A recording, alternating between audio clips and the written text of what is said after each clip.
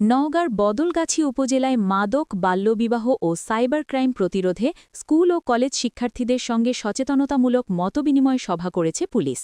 বুধবার ৮ এপ্রিল দুপুরে জেলার বদলগাছি উপজেলার কোলা আদর্শ ডিগ্রি কলেজে এই সভা অনুষ্ঠিত হয়। এতে প্রধান আলোচক হিসেবে উপস্থিত ছিলেন নওগাঁর পুলিশ সুপার মোহাম্মদ তারিকুল ইসলাম। আলোচনায় পুলিশ সুপার বলেন, মাদক মানুষের শারীরিক ও মানসিক স্বাস্থ্যের মারাত্মক ক্ষতি করে এবং ধ্বংস করে ভবিষ্যৎ ও সম্ভাবনা। এটি পরিবার, সমাজ ও অর্থনীতিতে নেতিবাচক প্রভাব ফেলে এবং অপরাধ প্রবণতা বাড়ায়। তাই মাদক প্রতিরোধে সবাইকে সচেতন হওয়ার আহ্বান জানান তিনি। শিক্ষার্থীদের উদ্দেশ্যে তিনি আরও বলেন, নিজেরা মাদক থেকে দূরে থেকে সহপাঠীদের মাঝেও সচেতনতার বার্তা ছড়িয়ে দিতে হবে।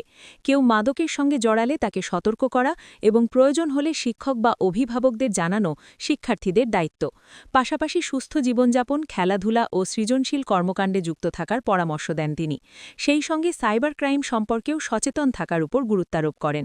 মাদক, বাল্যবিবাহ বা সাইবার ক্রাইম, এই তিনটা বিষয় নিয়ে আসলে অনেকবার অনেক জায়গায় কথা বলা হয়, কিন্তু এই কথাগুলোকে শোনার জন্য নয়, অনুধাবন করার। কিন্তু তারপরও বাল্যবিবাহের মতো অপরাধ সংঘটিত হচ্ছে। এর পিছনে দুইটা কারণ রয়েছে। মূলত আমাদের দেশের বাবা মারা আসলে আমাদের কন্যা সন্তানদেরকে নিয়ে আত্মবিশ্বাসী থাকে না যে আমার সন্তান যে পড়ালেখা করছে সে সামনের দিনে ভালো কিছু করতে পারে, নিজের পায়ে দাঁড়াতে পারে, স্বনির্ভর হতে পারে।